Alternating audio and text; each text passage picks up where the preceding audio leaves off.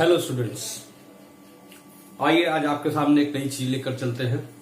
Grammar का एक नया चैप्टर जो कि अभी तक मैंने अपनी वीडियोस में नहीं डाला है और आशा करता हूं ये वीडियो आपको बहुत ही पसंद आएगा। बहुत ही आसान सी ट्रिक है जिसको आप चुटकी बजाते हुए एक्टिव पैसिव कैसे करना है सीख लेते हैं। अक्सर स्टूडेंट गलतियां करते हैं। देखिए, जैसा कि मैंने पहले बताया था आपको, मैं पहले वीडियो में ही बताया था कि एक्टिव पैसिव हो चाहे ग्रामर का कोई भी पुर्जा हो, ग्रामर का कोई भी पार्ट हो, ग्रामर की कोई भी एक्टिविटी हो, आप बिना टेंसेस के कंप्लीट नहीं कर सकते। You will have to must prepare your tenses, then you will be okay, then you will be complete, then you will be ready to create any activity in grammar points, in grammar parts, in grammar departs. So you will have to must prepare first of all the tenses so that you must be ready to make a creative point, make a fantastic preparation in grammar parts. So that you will have no mistakes in your any step. Your sentences will be correct.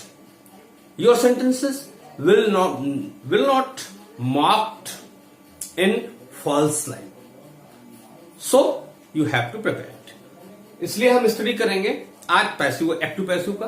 तो सबसे पहले तो मैं आपको ये बता दूं कि एक्टिव है क्या, पैसिव क्या है। देखिए, हर बात के दो पहलू होते हैं। अगर अच्छा है तो बुरा है, उजाला है तो अंधेरा है, जमीन है तो आसमान है, इसी तरीके से ठंडा है तो गर्म है, कोई भी चीज ले लीजिए। उसी तरीके से एक्टिव है तो पैसिव है। एक्टिव मीन्स होता है सक्रिय और पैसिव मीन्स होता है निष्क्रिय। जब हम किसी बात को, हमारे द्वारा कही हुई बात को कोई घुमाकर कहता है या हम कोई बात कहते हैं उसको घुमाकर रखा जाए, जैसे मैंने कहा मैं पानी पीता हूं, तो अब आप उसी बात को दूसरे शब्दों में कह सकते हैं कि पानी मेरे द्वारा पिया गया। अब जहां द्वारा लगा करके हम बात को रखेंगे वो आपका पैसिव वॉइस के रूप में आ जाता है। और ऐसे सेंटेंसेस को क्रिएट करने के लिए आपको सबसे पहले टेंस नॉलेज होनी चाहिए। यदि टेंस नॉलेज है तो आपको कोई दिक्कत नहीं है, और नहीं है तब भी कोई दिक्कत नहीं है। मैंने अपने वीडियोज में टेंसेस का जिक्र किया हुआ है और पार्ट बाय पार्ट लेकर चल रहा हूं, आप देखते रहिए, उसमें आपको मिलते रहेंगे और आपकी तैयारी में आपको आसानी देंगे। तो चलिए आते हैं एक्टिव पैसिव की ओर।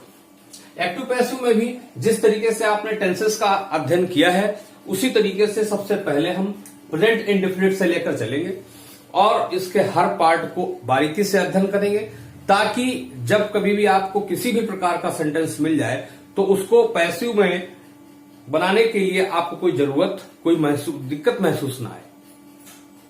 सबसे पहले present indefinite tense. Present indefinite tense, जिस तरीके से प्रेजेंट इंडेफिनिट टेंस में आपने अफर्मेटिव सेंटेंस का अभ्यास किया था उसी तरीके से इसमें भी आप क्या करेंगे, अफर्मेटिव सेंटेंस का अभ्यास करेंगे। तो चलिए दिखाते हैं आपको।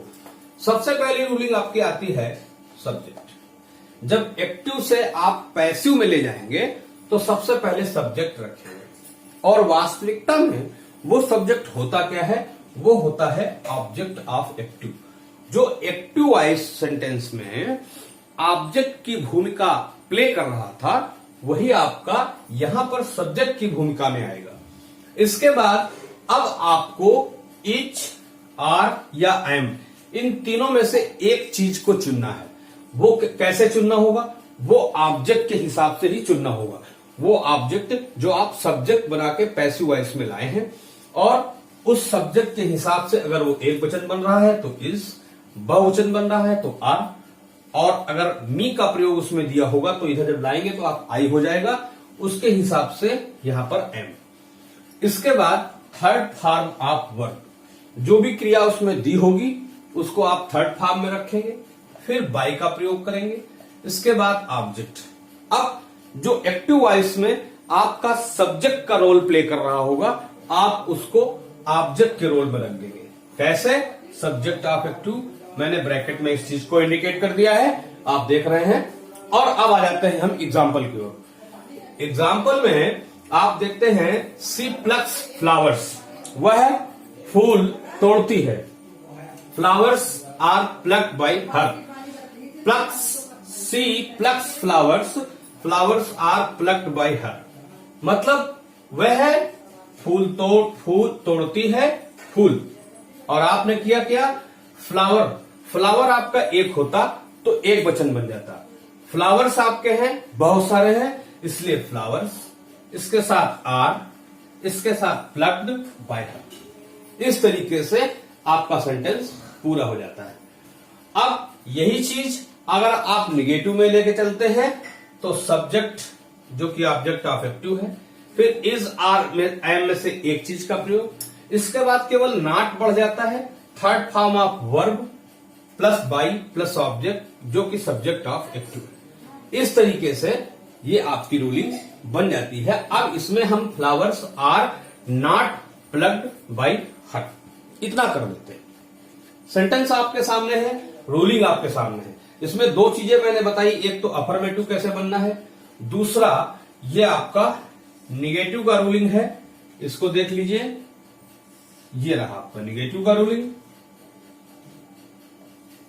ठीक है।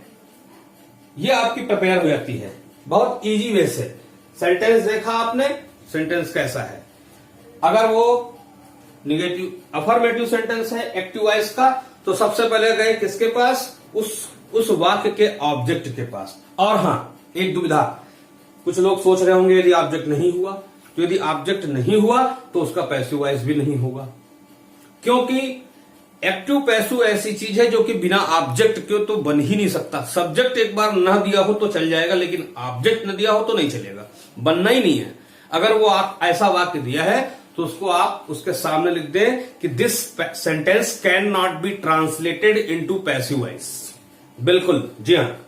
तो इसमें आपने देखा कि सबसे पहले आपने ऑब्जेक्ट ढूंढा, अब उस ऑब्जेक्ट की प्रवृत्ति देखनी है कि ये एक वचन सा लग रहा है, मतलब सिंगल है या बहुत से हैं या मी का प्रयोग है।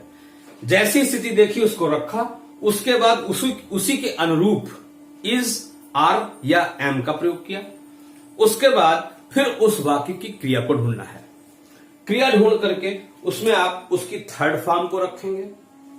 थर्ड फॉर्म रखने के बाद जब आपका वो कंप्लीट हो जाता है, फिर आप बाई लगाते हैं, और बाई लगाने के बाद फिर आप उस वाक्य का जो सब्जेक्ट था उसको हम ऑब्जेक्ट में बदल के रख देते हैं। यदि यहां पे कोई नाम दिया होता, राम मनोहर या कोई भी वगैरह, तो आप उसको सीधे वैसे ही रख देते। लेकिन चूंकि प्रोनाउन है तो सी जब अपने ऑब्जेक्टिव फॉर्म में जाएगा तो हर हो जाएगा। आई होता तो मी हो जाता, दे होता तो देम हो जाता, और देम होगा तो इधर दे हो जाएगा।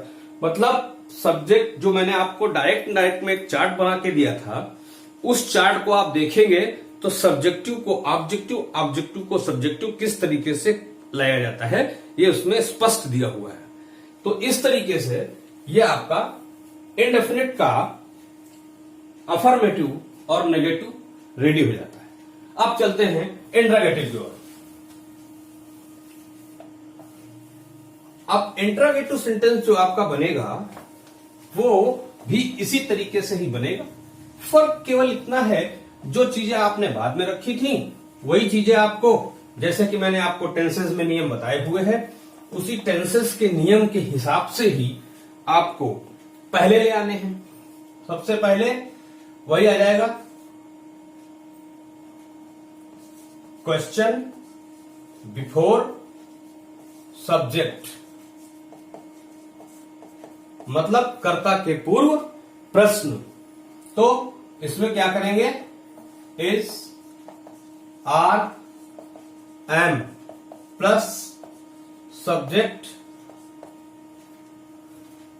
सब्जेक्ट रियल में है क्या, ये है object of active plus is, are, am subject जो कि ऑब्जेक्ट ऑफ एक्टिव है।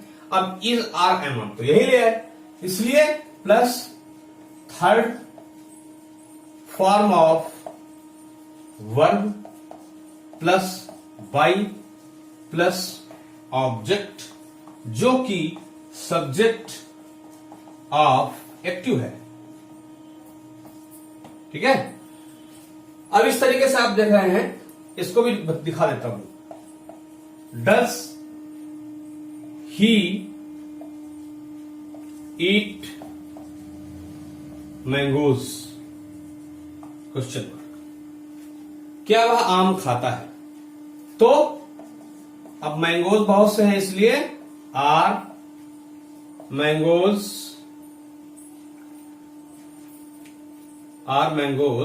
Eaten by him.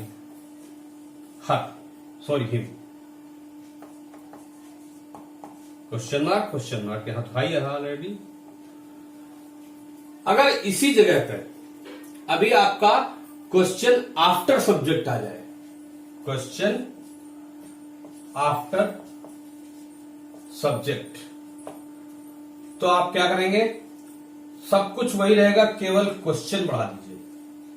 Question plus is are am plus subject object of active plus third form of verb plus by plus object जो कि subject of active है।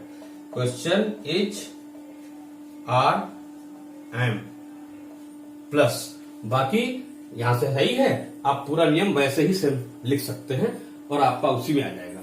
अब इस sentence example की जगह मैं वो दिखाई दे रहा हूं आपको, उसको भी देख लीजिए। अब यहां पे डज ही ईट लगा है, यहां लिख दीजिए when does he when does he eat mangoes, तो व्हेन और जहां पे कैपिटल्स बना था इसको इस्तेमाल कर दीजिए, when are mangoes eaten by him. Complete हो गया। थोड़ा सा आगे पीछे करने से ही उस रूलिंग में, चूंकि रूलिंग इतनी शॉर्टकट है इसलिए आप थोड़ा सा अदल बदल करेंगे, उलट फेर करेंगे और आपको अपने नए प्रश्न का उत्तर यहां मिल जाता है। Is that clear? तो इस तरीके से हम एक्टिव पैसिव के इस चैप्टर को देखते चले आ रहे हैं, बहुत इजी वे से, आसानी से। और एक ट्रिक अगर आप समझ जाते हैं तो आगे की ट्रिक भी इसी तरीके से फॉलो करते हुए चलेंगे और इस तरीके से हम एक्टिव पैसिव का चैप्टर भी बहुत जल्दी क्लियर कर लेते हैं। और वो चीजें आपको जो बहुत परेशान कर रही थी बहुत आसानी के साथ समझ में जाती हैं। आपको रट्टा मारने की जरूरत नहीं पड़ती है, रूलिंग को ज्यादा फॉलो करने की जरूरत पड़ती है। केवल एक बार उस रूलिंग को समझ लीजिए, एक बार जरूरत पड़े तो याद कर लीजिए, और एक बार जब आप कर लेंगे तो आप आगे भी करते चले जाएंगे। ठीक है? अब इसी चीज पे हम आ जाते हैं नेक्स्ट चैप्टर में, जो कि आपका आता है इंट्रागेटिव नेगेटिव। इंट्रागेटिव नेगेटिव में भी कुछ इसी तरीके से होता है। आप जब चलते हैं तो इज आर एम कर्ता के पूर्व प्रश्न एवं नहीं में चलते हैं। तो चलिए एक दिखा लेते हैं आपको, हम थोड़ा सा इजी बैठेगा।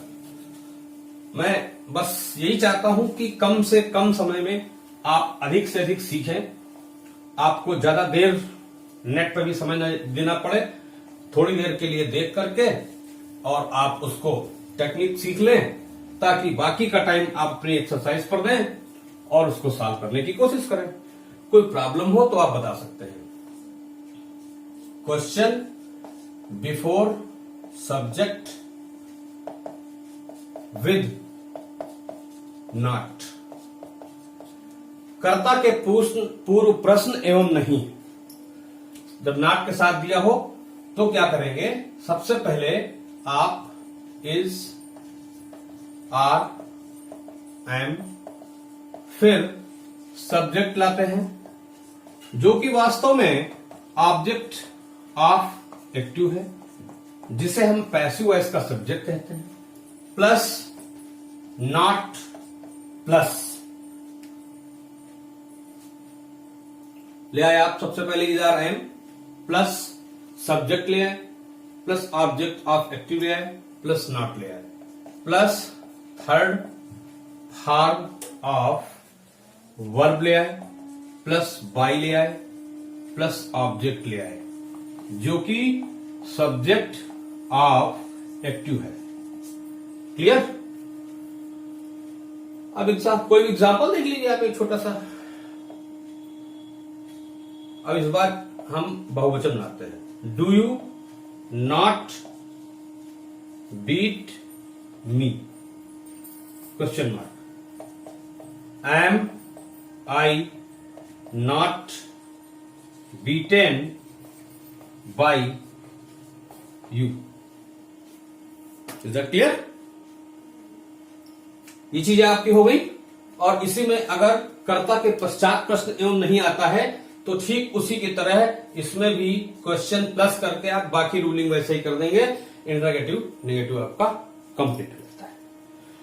अब इस तरीके से हमने प्रेजेंट इंडेफिनिट के एक्टिव पैसिव का अध्ययन किया और इसके आखिरी चैप्टर में आप क्वेश्चन इज, आर, एम लगा के ऐसे ही रूलिंग ये लिखते चले जाएंगे, आपका सब कुछ वैसे उतरता चला जाएगा। अब इसके अगले और अंतिम पड़ाव पे चलते हैं, जो कि एक चीज थोड़ा सा डिफर रूप में आती है और वो आपको समझना बहुत जरूरी है, वरना आप गलतियां कर देते हैं। क्या, वो देख लीजिए।